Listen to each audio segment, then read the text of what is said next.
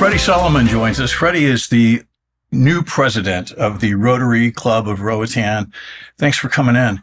You know, I've been around a long time here now. It's been 10 years, which for somebody like, I guess that would almost make me not a real Islander, but some people consider that right. I'm kind of a by abrasion. And I've known you for a long time. And, you know, you spend a lot of time out of the country, but I was so happy that you decided to put your hat in the ring to be the president of the Rotary, because I believe the Rotary can do so much more good with more people, and you have a way of bringing people to you, whatever it is about your personality. Well, thank you, Keith. Thank you for having me today. Thank you for that nice introduction. Rotary and Roatan, particularly Roatan, and coming back to it, it is my heritage, it's my familial background. Born in the U.S., as you know, 25 years in the armed forces, and you get to a point now where you want to give back. You want to be, if you're going to be in this community, as I decided to return to come back, and although you say I'm gone and I'm back, I always return back and always consider this home. I mean, work in Saudi right now. So to make a difference, to look at people and see a need and translate some of my experience, some of my background, some of my proficiency that I can pass on to someone that I can join at the hip or join and say, let's make a difference. And if it's just one person that I impact or a community of folks that I impact, I think that's where I'm calling. That's where my calling is at. So as you take over the role of president from Christtel Caceres, what are your main goals for your term? You know, my main goals for this term is to bring some more islanders into the fold. And you've been here for 10 years. And yes, you're our islander. I'm a vouch for you. Anywhere I go that you're an islander. But some of the local islanders who do I see? And I always looked at it. I always was good at the mentoring part of it. In the military, I look at people and see something in themselves that they don't see. And I grab onto that. And it's for me to bring some islanders into the fold, islander businessmen that more younger, more that can bring some more innovative approach to doing things. And not that our club has done a great job of serving our community in the past, and we'll continue to do so with our board and our leadership. But we need new blood, we need new perspective, and we need to broaden our outlook to affect the community even more, do more for this community. So share some of the projects that the Rotary Club's currently working on and how they're benefiting the Roatan community. Right. We have a few of them, and I took some notes because it's so extensive and so many people need to get the credit, not credit, but we want to let you guys know who those folks are, when you see them, how they're engaged in the community. One that I'll mention that was not currently, was a part of Rotary years ago, but we're going to start back as the scholarship fund. One of the most heartwarming things for me was to see a local doctor, Nathan Webster, if I may name drop, who came back to our meeting and talk about what he did and what he experienced, and to know that we had a part, Rotary did, and him get educated. And now he's back in the community doing for the community.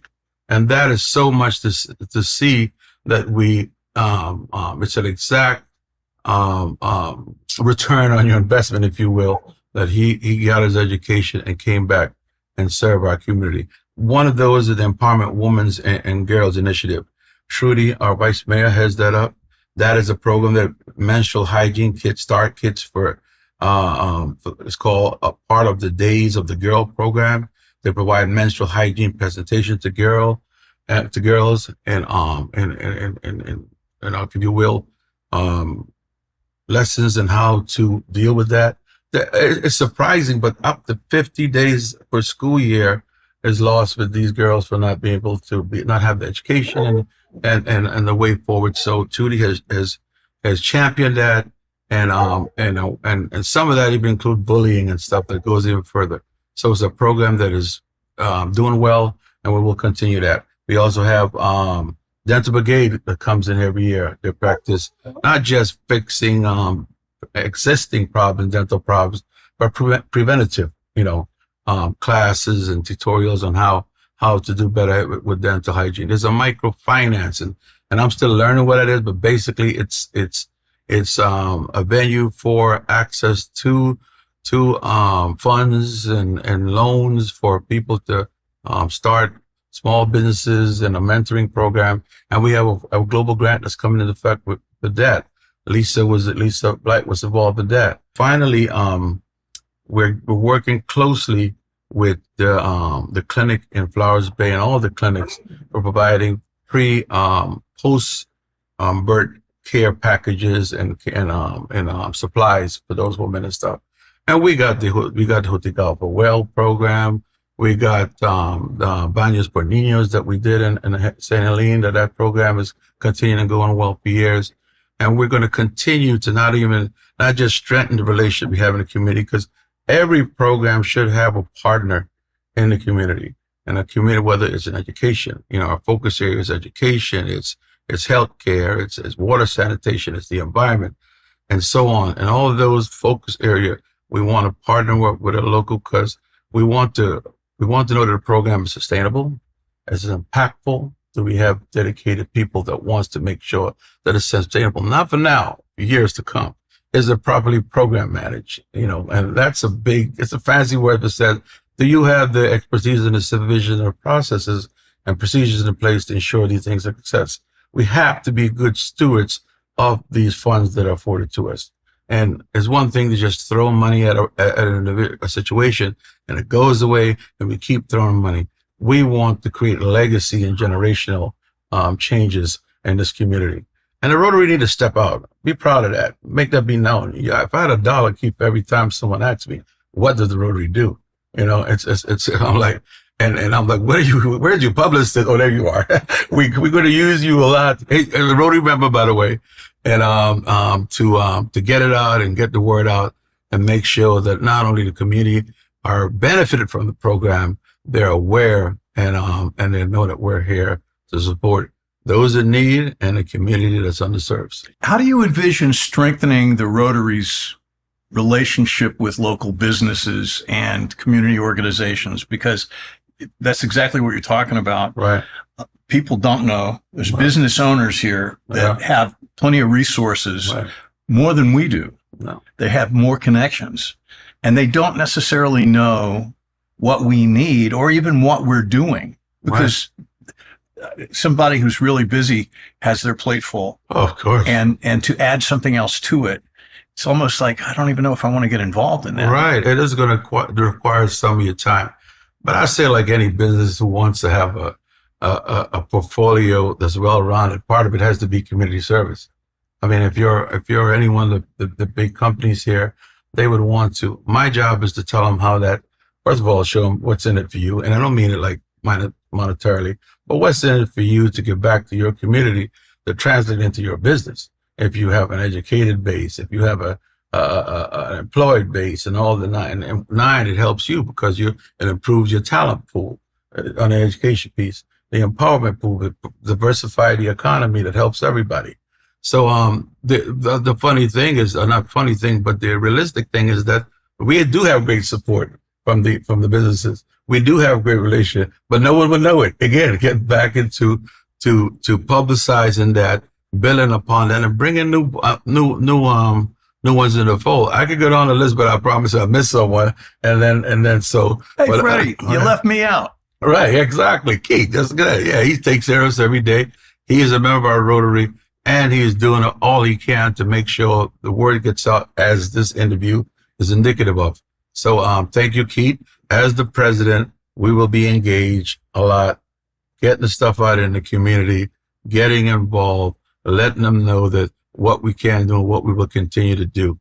We are here enjoying this community, and we want to leave it, as Mandela said, you be the change you want to see in others, or leave the place better than you found it. I like to leave it better than you found it. What are some of the challenges you see initially? I mean, I said when you walked in, you've hit the ground running with this. There's no waiting for you. I think, and looking in, my job is to go through every member and talk to them and see how they can make it a better place. What do they feel is their niche? And if they don't know that I am board and the past presidents and all the elders, if you will, of this club needs to zero in on an individual and says, this is how you can help us. I would suggest that we become more transparent. The board should not make any decisions about our club or about the club as a whole or the community as a whole without we putting it out to everybody else. So I see a unity and transparency, is my two main goal as far as getting those silent partners in our club involved. And again, it goes to my strong suit, mentoring and bringing them into it. Everybody should have a wow moment in Rotary. When you said, wow, did I make that much difference? I'm part of that organization. I want everyone to have that wow moment, so that's my goal. I remember when someone told me the Rotary was putting in bathrooms in places that are schools that don't have a bathroom. Right. And my first thought was, I can't imagine that. Where do you go? Yeah. Well, you go out and pee.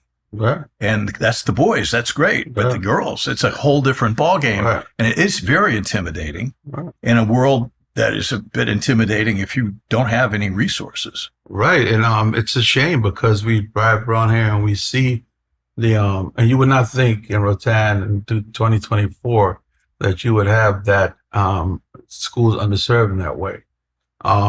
Again, what we are, for the record, we're apolitical. We work with every administration. In this case, in Honduras, it's typically national. We work with communities and give kudos to the past and current communities for being a great partner. And their resources at times may be thin or whatever, and we're here to help out and be a partner with them. And sometimes it might be with the vice mayor, with the mayor, with his administration. So why it's not there? Why should we know that we can help and we'll help? We'll worry about. We'll let the powers to be realize that that's a need. We'll put it out there. But yes, there is things like that we have. Banyas Bernini is a program that was going on for a year. One I want to share with you guys is we had an individual, Mr. Lindo, who had a pacemaker transplant that the Rotary sponsored. This individual was we didn't know if he was going to be with us. Right. It was very life or death. It was very on the edge. And again, nobody would know that program, though that happened. That the Rotary has a pacemaker program. Obviously, it's for economically challenged families and stuff. And this individual, out of the ticket, I know his family well. Through my mother's church, we were able to get him his surgery, and now he's doing well. God bless. Yeah. That's just one of the things. Tell us about a particular moment in your experience with the Rotary that's been really meaningful or impactful for you. That was it. That was the one. That was the one. That was the one. Well, people want to meet with us and join the Rotary. Right. I'm going to make an invitation that they can always come out to Pineapple Villas There you go. every Thursday, 5:30. Right. There's a little cocktail get Right. together. A few people have a few drinks Right. beforehand. And then we talk. And Right. usually we have a guest speaker that is very interesting. Right. And it's worth going to just to meet some new people. Right. And there's a lot of people on the island I know that have always are like, well, I don't want it to do. And they end up in the same bar Right. with the same people Right. over and over again. And you become a cocoon speaking to yourself but come out to the Rotary, come out here what we do. We're gonna be innovative in our messaging. We're gonna be innovating in what we bring to the community and getting that message out. And we're gonna be proactive and going out. I won't call names, but they're all whether it's Dr. Jaylene, whether it's Trudy, whether it's anybody that's involved in our community, and in the medical and the sanitation field, clean water, education. I would be remiss not to mention Dr. Charles and those Parchment, who's involved. Dr. Charles has been on with us.